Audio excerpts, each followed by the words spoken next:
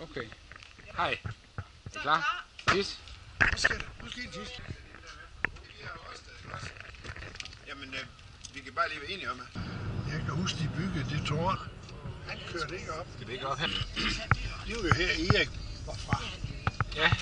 Og så gik vejen jo her. Så. Og prøv at se, så er vi skal. Mere. Nej, vi skal have et fladt sted. Skal jeg tage? Skal vi gå hen og se gården lige? Det kan vi godt.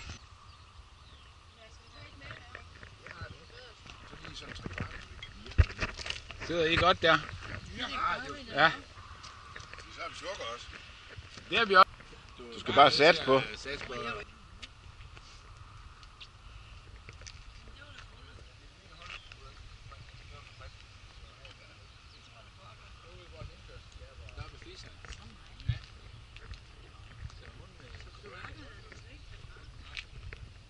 Skål!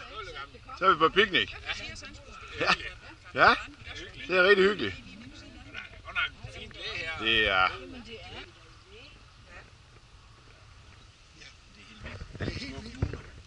Og det er det sådan slut stadigvæk. Var der borgmester alle de kommuner? Det tænker jeg. Men altså, i 1945 med fred, der stod vi herhen for enden af vejen ud.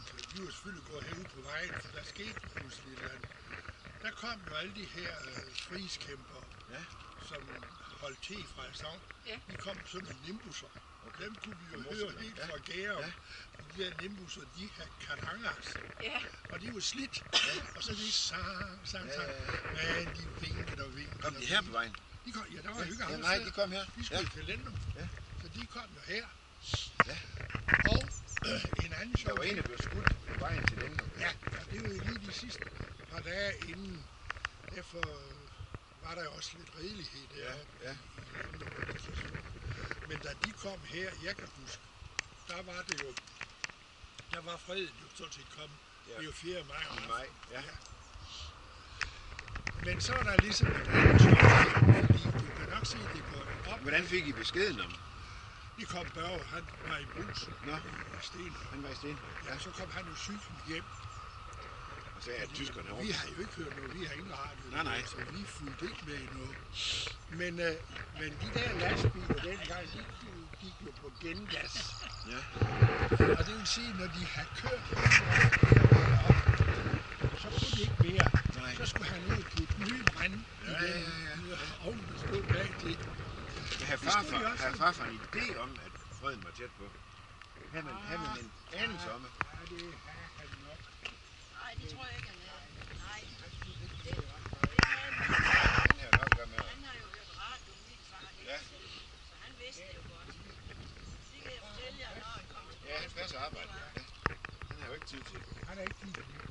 Det vil sige, den 9. april, da de kom, tyskerne, det var en tirsdag. Og far, han havde jo det bidjob, at han skulle køre rundt og samle æg på gårdene. Og han kunne jo næsten ikke styre hestene den tirsdag, fordi flyverne, de kom lige så lavt henover. Men enhver anden ville jo have sagt, så kan I sgu da lige lade æg vente til næste tirsdag. Ja. Eller i morgen. Ja. Det gjorde far ikke. Det skulle samles æg, og så skulle det samles æg. Ja.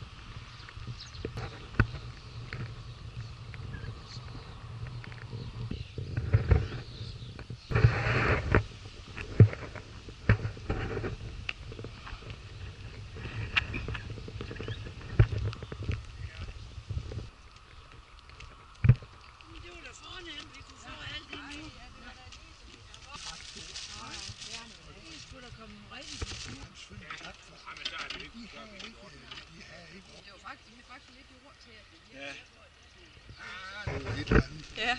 Ja. Men det her, det var der jo ikke. Altså, Der var helt åbent. Der var åbent, Ja. der var en grøft. Men ja. Det hele. Så her kom alt trafikken. Ja. Og det var mærkeligt, fordi så skulle de jo lave den omfartsvejsanlæg. Det blev far så sur over. Ja. Der var en eller anden folketingsmand. Det tror han boede i. For han tog sgu derned for at klage over. Det er stødt på her. Nej. Ja. Det var jo hønshuset, og det var det også dengang. Okay. Jeg kan huske en gang, vi fik rotter under det hele. Ja. Og den gasse ud. Okay. Hæftig løb, vilde kale rundt. Der skulle vi passe på. Jeg var jo her til at komme på Seminarie, ja. Så jeg var jo her til jeg var 17 år. Ja. Så kom jeg ved andre steder. End her? Nej, som barn. Så det er dit fødested? Her har jeg jo stået og ventet på at se bussen komme og ja. hele siden af bilerne. Der var der jo en ret dyb grøft. Ja. For vi havde jo lidt problemer med overflødsvandet. De løb ind i går. Ja. Så far han lavede altid en grøft herude, ja. så får han det hernede. Ja. Fordi der skete jo ikke for mig. Nej. Ukrudtsoprydning.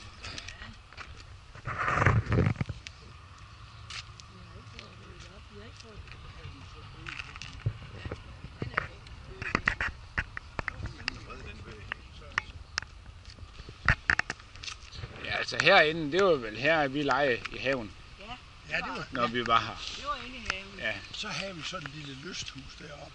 Ja, det er også væk. Det er også væk. Altså der kan jeg jo huske fra film, at farmor rendte rundt i kjole og serverede og store bord og sådan noget. Det gjorde hun også. Roste. Ja. Så hende kendte ord hjemmefra, dem begyndte vi lige at komme lidt sammen med. Okay. Så flyttede Den til venstre, det var sikkert jo. Jamen ved du hvad, der er åbent i kælderen, men det kan da også være derfor. de var så stolte af det hus. Ja. Men sådan så den ikke ud dengang. Nej. Jeg er ikke engang sikker på, at der var kvitt. Det var der. Og de her gårde var her. Ja. Altså, den der gård, der ligger til venstre nu, du kan se. Lige her ved dig og ved nu. Ja. Det var min bedste legekammerat. Du bor herinde? Ja. Nej, det er godt efter. Men den her hulvej, der er lige for næsen af dig, Ja. der har vi kælket op og ned af som fuld tosse. Nej, den så sådan ud. Noget. Og de her brosten, de var der også. Ja, det ser fuldstændig almindeligt ud. Det gør den. Gør det. Det er godt nok sket. Nej, det kommer an på, hvor gammel jeg var, da vi var hernede sidste gang. Far, du skal passe på med nøgler og sådan noget ved lakken. Men de har jo ikke gjort noget ved det hus derovre, eller hvad? Det er billeder her. Ja. Og alle gårdene. Hvad er aftalt det med Peter? Til at lege. Ja, det har været sjovt. Men her, det der... Et eller andet træ. Jamen det, ja. Det Var der gik- et stort bøgetræ, eller hvad der? Ja, jeg ved ikke, hvad det var for et, men det var der. Men altså alt det her havesjov, det her, det havde vi ikke her. Nej.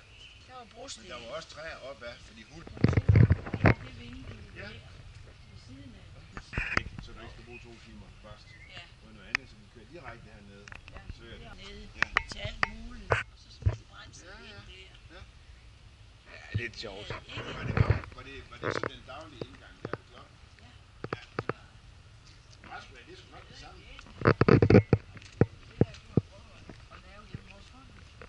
Du har da haft et billede af det Ja, fra men du var det er jo barn. bare en gårdsplads, jo. Ja, ja, men du har da tænkt det. Ja, Tror jeg. Det, Ja, lidt mærkeligt. Hvor har du været?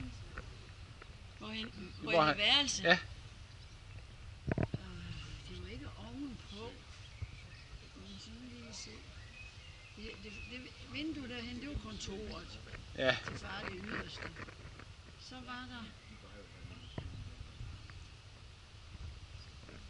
Og de næste 2, det var dagligstuen. Og så var det soveværelse. Ja, Og så der, hvor de har en masse ting stående. det er nok køkken. Nej, det er badeværelse. Okay. Og så var det et konfirmandstuerum Ja, til sidst. Det var altså et rum der. ja. Skal du have din jakke?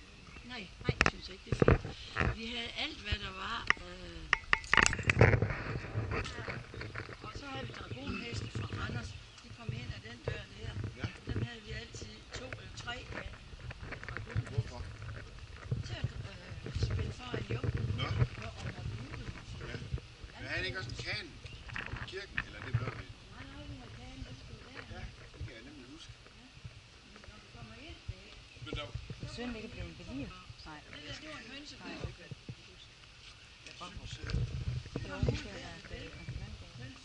ja.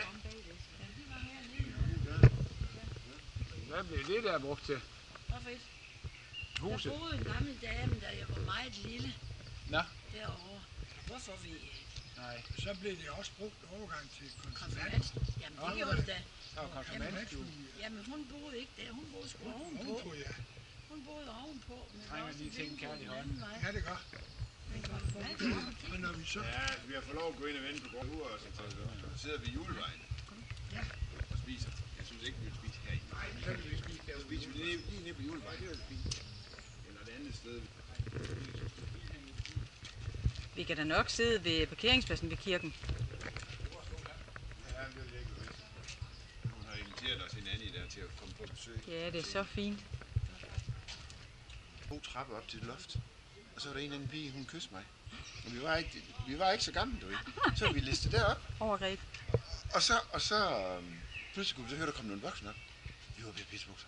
Endelig, men vi ville jo ikke opdages. Hvordan vi kom ned, uden at de vidste, at vi var gået derop. Det var virkelig allerførst kyst, du ved. Ja, og de har slet ikke det i tankerne. Hvor gammel var vi? Vi har været 5 eller 7 eller 5 eller hvad. Aner ikke. Men du må gerne lige tænde og slukke det.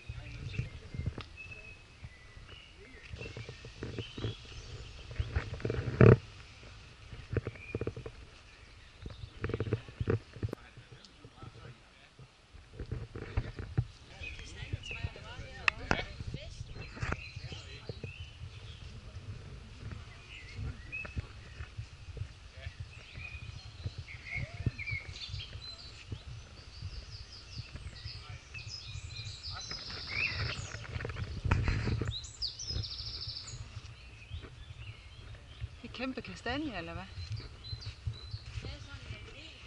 Sikke en legeplads, I har haft. Hvad? Det er da helt utroligt. Prøv lige, det var det også. prøv lige at se kronerne her. Og ved du hvad, der er ikke et af de her træer, jeg kunne ikke kravle op i. Har du puttet dem alle sammen? Ja. Og vi har huler i dem. Ja. Gud hjælpe os. Fantastisk have. Det var det også. Ja. Og vi måtte gøre alt, hvad vi ville. Ja. Du klatrer i de træer her. Ja, det har jeg. Også i hver eneste et. Ja. Og jeg laver huler. Det der, sådan lidt som det der, det er jo også fantastisk. Jamen, det er til at holde ud. Det er jo helt vildt. Og Prøv jeg lige, hvor var- ligner godt, vi kan klatre op af. Jeg skulle jo lege af dem. Så de var jo så pragtfulde at komme op i. Ja, ja. Inden I lige går, og der var en dag, jeg var oppe og klatre i den. I den, der er knæk? Nej, enten den der, eller den her. De er jo også blevet større siden. Det er enten den eller den. Og så snakkede jeg i sådan nogle huller som det der, og så fandt jeg noget. Og så var det et stort brev med et eller andet i. Og så siger far her bagefter, det var da et held, du kom med det. Så har han gemt det under krigen, for at ingen skulle finde det. Hvad for nogle papirer gemte man? Det kan jeg ikke huske nu. Nej. Det var nogen, som Gestapo ikke måtte finde, hvis de kom og ryddede præstegården. Jeg kan sgu ikke huske, hvad det var. Nej. Men et eller andet, der ikke skulle findes under Ja. krigen. Det har da nok været nogle notater omkring nogle frihedskæmper. Frihedskæmper. Selvfølgelig har det, for Ja. vi havde vidst en gruppen. Ja. Og dem vidste han alt om. Ja. Det er rigtigt. Okay. Og dem havde jeg så stukket hånden ned og fundet, fordi jeg klatrede i alle de skide træer. Det kan da også være sådan nogle notatbøger fra kirken, hvis de vil se om... Om de var jøder eller ej. ja, Jamen, det kan godt være, at det var sådan noget. Og så var det jo, jeg kom. Fik du den? Fandt du den så? Ja, for jeg kravlede rundt i alle de her træer. Så var der hul, og så tænkte jeg, hvad søren er det? Hvad gjorde han så ved det? Heldigvis gik jeg jo ned til far med det. Ja. Og så sagde jeg, prøv lige at se, hvad jeg har fundet op i haven. Han blev sådan helt bleg. Ja. Og så sagde han, har du vist dem til nogen? Nej, det har jeg ikke, så jeg har lige fundet dem og kommet ned med. Det er altså noget med krigen at gøre, sagde han så bare. Og det er ikke noget, du skal snakke om, og du skal holde dine fingre fra de huller. Så Sådan. gemte han det igen, eller hvad? Nej, de ved ikke, om han gjorde. Det tør jeg ikke sige. Ja, det kunne være meget sjovt at have kastanjetræ med herfra. Jo. Lykkes med at komme af med et. Men her til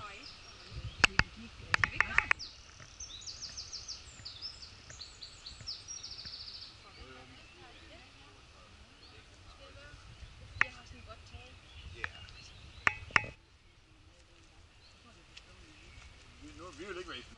Vi har lige fældet et af døgnet. Ja, men det der, det går over i historien. Det går over i historien.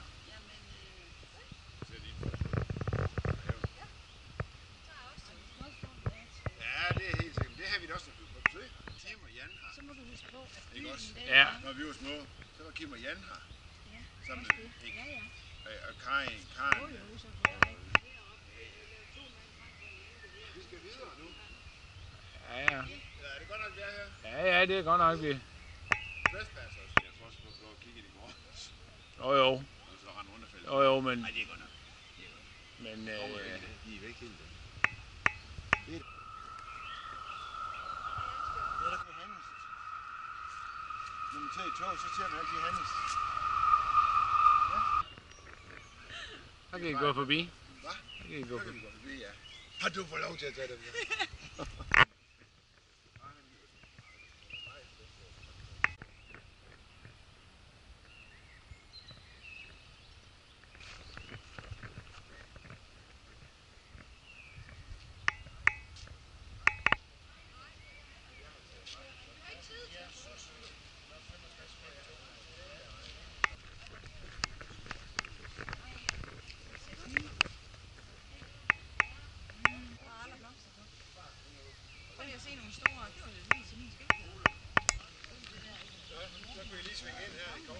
Ja, det er da super fint. Glæder sig til at give mor og far kaffe og høre nogle forskellige Ja. man har hørt om. Så vil jeg tage et album med. Jeg tror, de regner med, I gør. Ja, Så det vil jeg kan... tage et album med Ja. hernede, så de kan se. Ja, det er jo det. Altså, Så nogle anekdoter. det der er derhen af, det vil I ikke kunne kende overhovedet, hvis jeg viser jer nogle billeder. Nej. Ved du hvad, vi havde en stor terrasse, der gik ud der bag ved de møbler der. Der var ikke... Prøv nu at se alt det lort, der ligger her. Og det der, var også, da far sagde, da de var her som unge, der var det også stadigvæk det mest nedslidte. Nej, det duer ikke. De har da Pæn rum. Virkelig pæn. Ej, det er nok ikke opsmagt. Jeg kan ikke se en sten. Nej, det er ikke stor ved.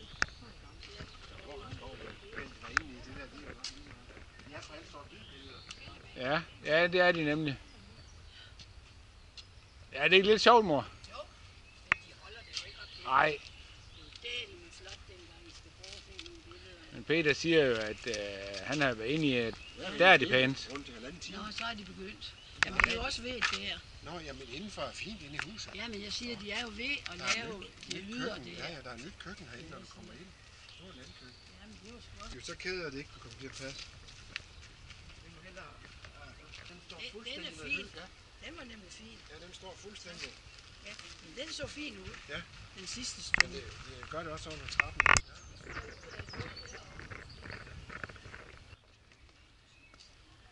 Det der var da også rundt. Ja, ja. Altså, Jo, ender. det er ikke derfor, politiet holder dernede. Vi vidste godt, at vi kom her i dag. Ja, ja. Ja. Ja, tror du ikke, vi er inde i regnvælsen?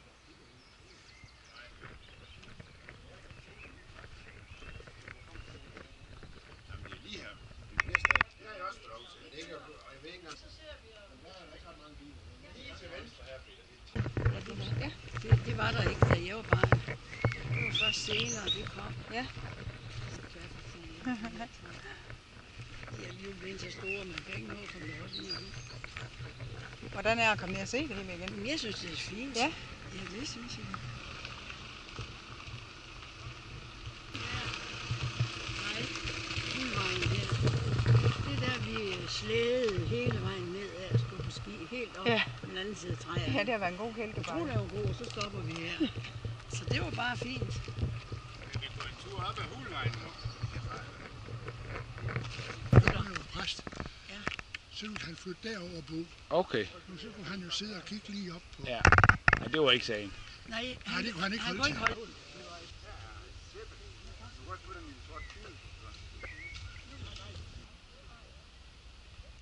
Det ville være lidt mærkeligt.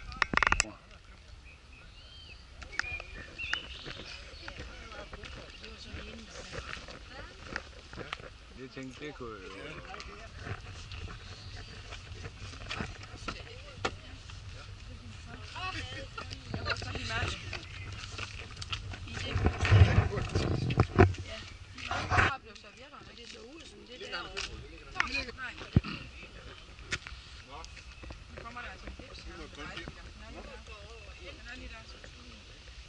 Vi skulle have lege op også.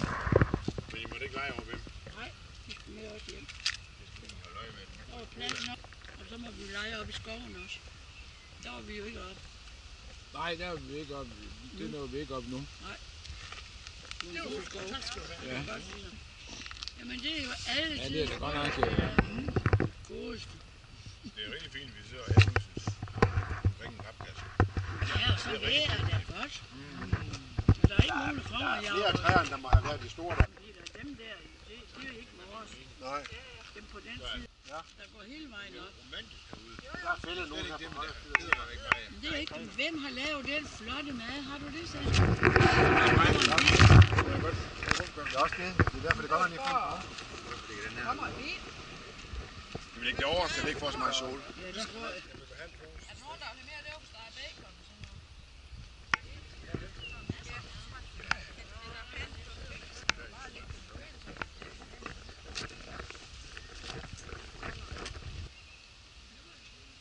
Det var den store fine brugsforening.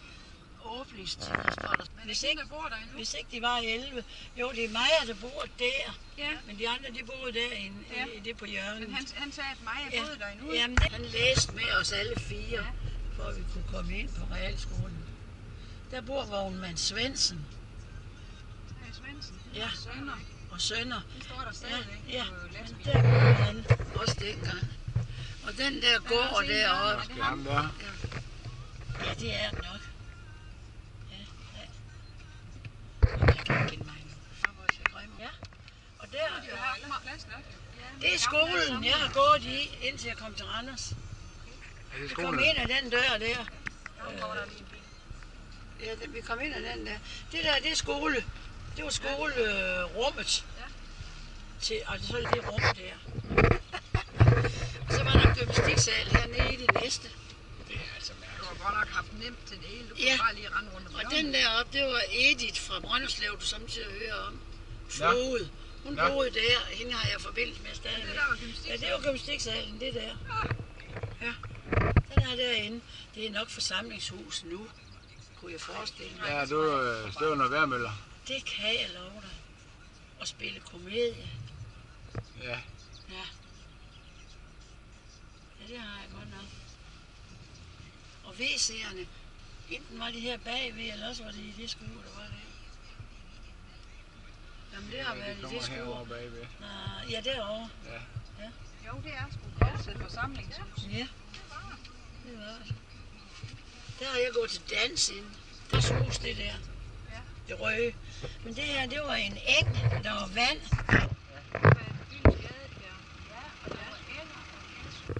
Men med sladderkonen, hun vidste det. Det kan man godt stå. Så var det den røde ejendom der var fars. Ja.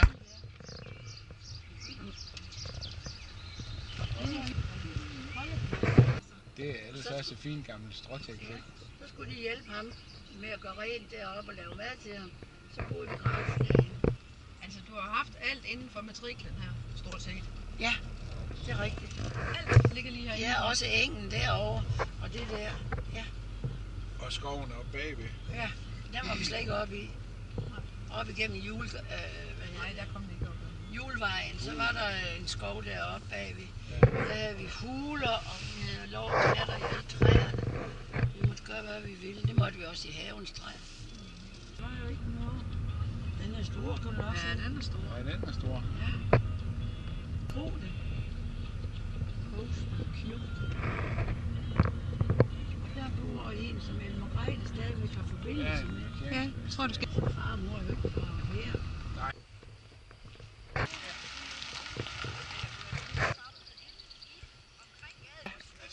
Meget. Det er virkelig som at stå af dernede ved Mutti. I kasse. I kassebakker. Hvad?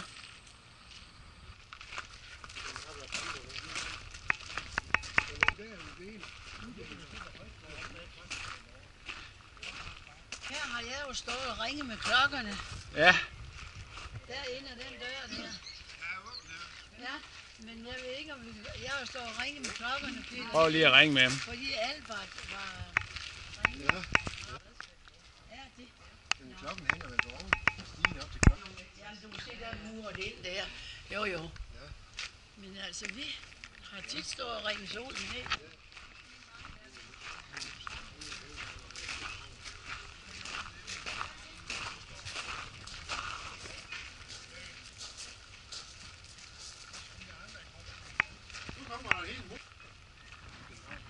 Ja, I må ind og se. Her er vi jo gift. Ja, her er I gift. Er I jo gift her? Ja. Det er vi. Nå. Tredje juledag. Ja. Ja. I 66. Det er jo ikke mange år siden, kan man sige. Hov, jeg skal også lige have et Jeg billede. ringede det jo hjem. Hvor er det, Far mand? sagde, at vi skal gifte til juleferien. Kan I lige stå sammen Jeg kan igen? ikke juleaften. Jeg kan heller ikke. Første og anden jul, det vil jeg ikke. Så tager vi tredje. Men Sidder I toget og se kirken? jeg kan... Korsted Kirke. Ja. Jeg er jo ikke...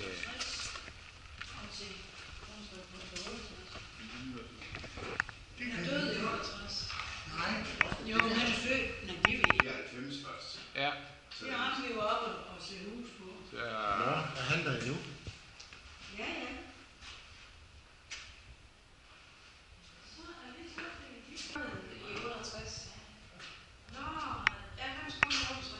ja, det kan være. Nej, der skal bare sådan til tredje på. Ja. Ja.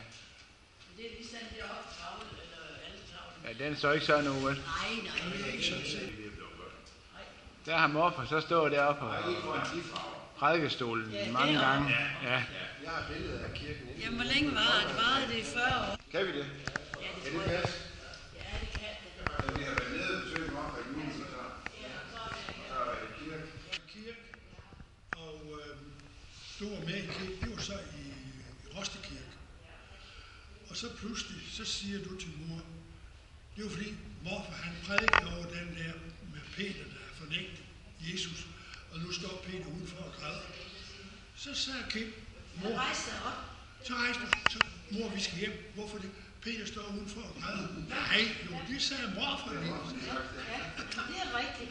Det er sgu fint. Ja, en god historie. Ja, det er en god historie. Det sagde morfar lige. Ja. Lige op her. Ja. Og du har taget billeder. Den har morfar stået med mange gange. Jo.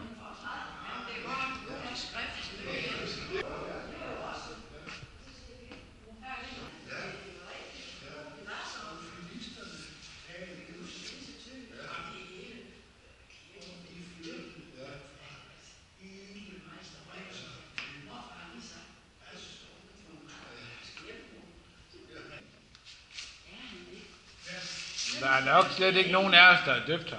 Det tror jeg ikke. Du er. Du er. Ja, ja. Jeg er fremvist i ASO. Og døbt på sygehuset, når det lukker. Ja, jeg har det billede hængende hjemme, selvfølgelig andet. Det er lidt sjovt, ja.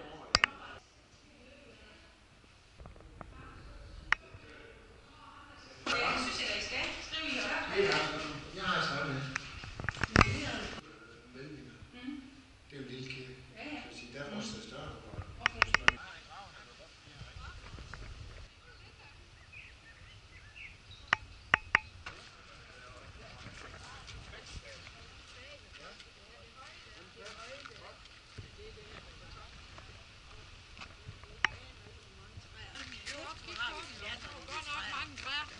Ikke?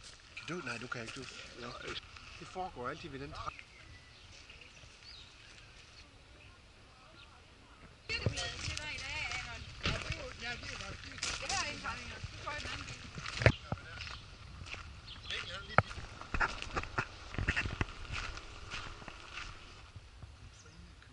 Det er i skyggen. Det der er jo bare rejst, fordi far var præst i så mange år. Så hun er Elfride.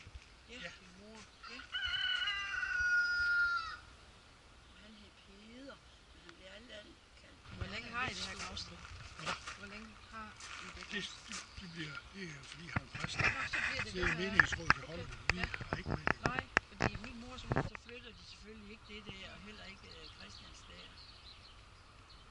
Ældre end de andre. Det ved jeg ikke.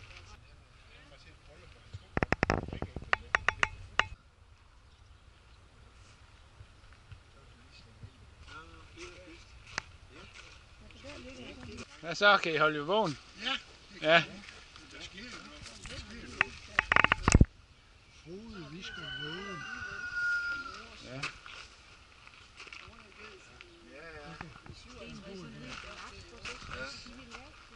Og så er det Peters kylling. Ja. Eva, første gang hun kom op, der var hun jo hurtigt sagde den historie med morfar var så alene med de 3 piger. Ja. Ikke efter det der. Jeg tror ikke, hun blev så gammel, som hun blev. Jeg tror faktisk kun, hun var i 50'erne. Jeg mener, jeg tror faktisk, hun var 39 eller sådan noget. Jeg var aldrig.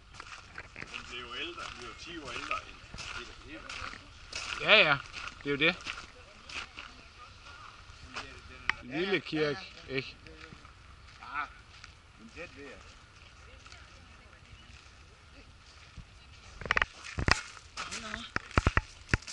Jeg skal da også have unge.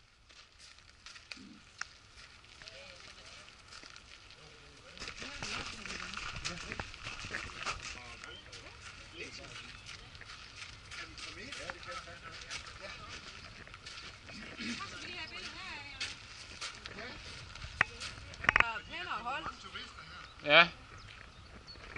Klokketårn. Altså det var jo enden af kirken. Der var der har jeg jo stået og ringet. Helt sikkert tror jeg, det er samme kunst. Herfra Kovsted og så var der damer fra Kovsted også. Det er altså damer i egen navn. Og det er jo samme række. Det skal være i. Det skal være i. Hun er altså modsatid. Ja. Nordøst. Den er derovre til højre. Ja. Det er jo Nej, syd. min far han fandt det. Det er syd. Så de, Og så kom han jo op og sagde, at det skal vi da lige bevare. Ja. Og så fik han skrevet til, hvem det nu skulle skrives til. Det er hans skyld, de er her endnu. ja, det er Det kan man læse om på Google, og jeg ved ikke hvad. Okay. fordi han sagde, det skal ikke vides ned. Nej, det ville da også være. Ja, ja.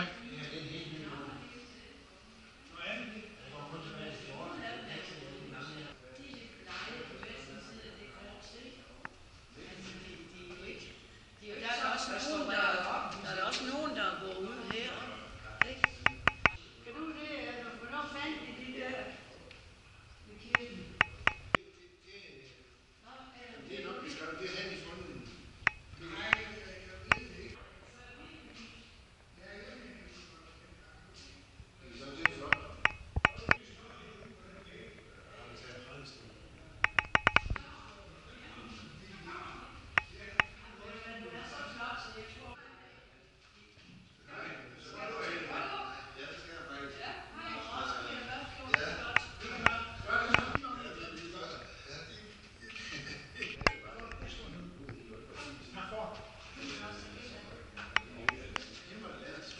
Sådan.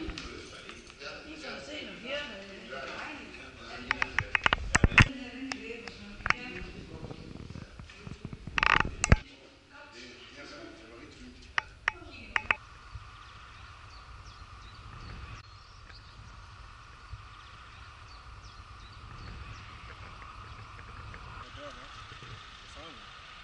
Det er godt nok noget en skæv parkering. Ja. Jeg kan da huske, at jeg spiste på. Det var vej til. Ja, ja, det var sådan kørt ud, og så har vi kørt til stranden.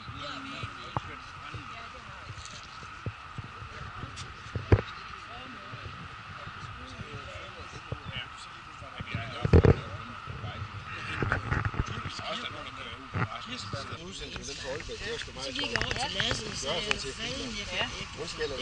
Ja, jamen, de er specielle. Jeg kan overhovedet ikke. Dem, der kan jo ikke. Kato, Du de har altså mere spiller i kaffe, går i skal du Aalborg. have det? Så Sanne Salomonsen og Elektrik